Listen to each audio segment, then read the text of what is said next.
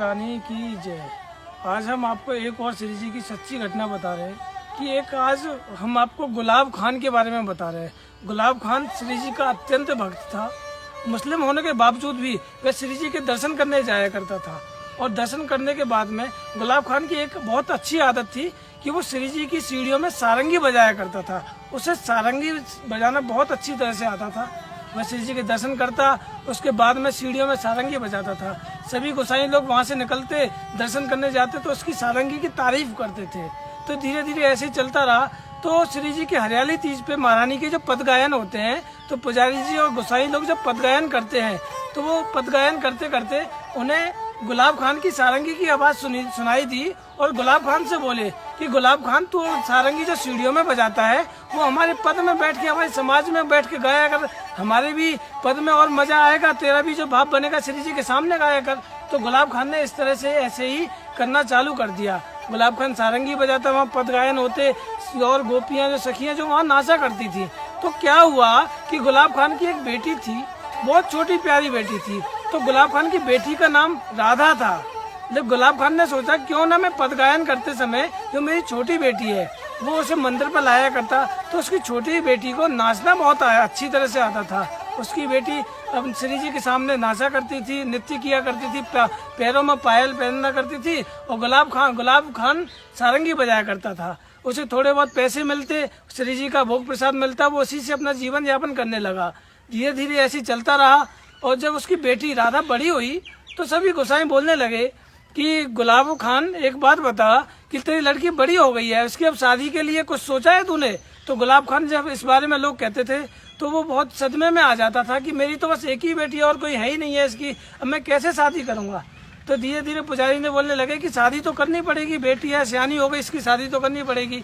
तो ऐसे ही चलता रहा। तो गुलाब ने बोला कि चलो ठीक है, देखते हैं, इसके लिए योग्य देखते हैं, वर देखते हैं। तो इस तरह उसकी बेटी की शादी करा दी। पुजारियों ने हेल्प की, उसकी बेटी की शादी हो गई।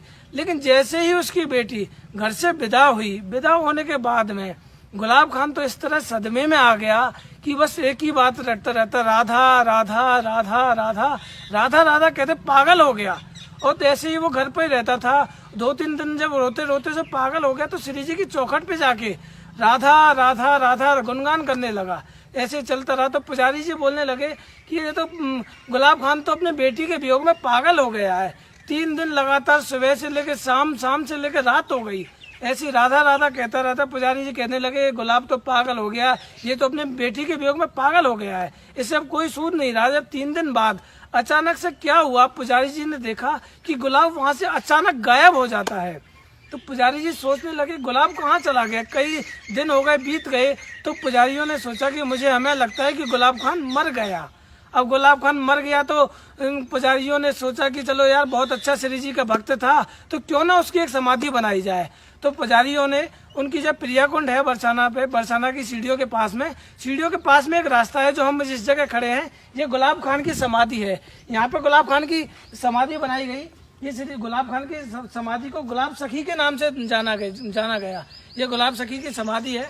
तो इस तरह बना दिया गया, सब कुछ हो गया इस तरह से। उसके बाद में क्या हुआ कि एक दिन पुजारी जी श्री जी की शयन कराने के बाद में श्री जी को भोग लगा के जब बाहर लौट रहे थे मंदिर की सीढ़ियों के पास में, जब अचानक से पीछे से आवाज आई राधा राधा राधा। तो पुजारी जी ने रात के समय पीछे मुड़ के देखा तो उसे देखा कि गुलाब की आवाज आई। तो उन्होंने, पुजारी ने कहा गुलाब तू यहाँ कैसे? तो गुलाब ने बोला कि मैं तो, तू कहाँ चला गया, हमने तो ये सोचा तू मर गया होगा, कि कहाँ गायब हो गया। तो गुलाब ने कहा कि मैं तो श्री जी की नित्य लीला में चला गया।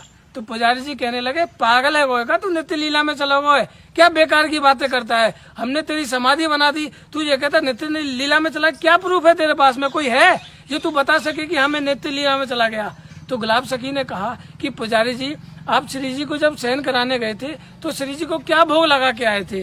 तो पुजारी जी ने कहा कि जब मैं श्री जी को शयन कराने गया तो वहाँ पे श्री जी की मैंने पास में एक पान बीड़ा, खीर सा, लड्डू रख के आया था। तो बोलने लगा देखो पुजारी जी, जो आप बीड़ा रख के आए थे ना, वही बीड़ा गुलाब सखी के हाथ में था। पुजारी जी को बड़ा आश्चर्य हुआ। कहने लगे गुलाब, ये सब कैसे हुआ, तू कैसे नित्य लीला में पहुंच गया? तो तो गुलाब ने बताया कि पुजारी जी 3 दिन जब मैं श्री जी के वियोग में राधा राधा राधा कह के जब रो रहा था, तो अचानक 3 दिन बाद में एकदम से श्री जी के मेन गेट के पास में एक छोटी सी बेटी आई। मैंने आंख बंद कर रखी थी, मैं राधा राधा बोल रहा था। तो वो छोटी सी बेटी बोली कि बाबा सारंगी नहीं बजाओगे, मुझे नाचना है, मुझे नृत्य करना है। तो गुलाब ने वो जैसे ही सारंगी बजाना स्टार्ट किया, तो वो छोटी सी बेटी मेरा हाथ पकड़ के श्री जी के महल में ले गई और कहने लगी बाबा मुझे नाचना है, और महल में मुझे नृत्य लीला में ले गई। वो स्वयं राधा रानी थी जो मुझे अंदर अपनी नृत्य लीला में प्रवेश करा गई। और ऐसे ही हमारी श्री जी हैं कि श्री जी का नाम अगर कोई अपनी बेटी के रूप में भी लेता है, राधा राधा कहने से भी लेता है, तो श्री जी उस पर ही रिझ जाती हैं। जैसे श्री जी गुलाब सखी के ऊपर रिझी, उस तरह हमारे महारानी सबके ऊपर कृपा करती हैं। बोले राधा रानी की जय।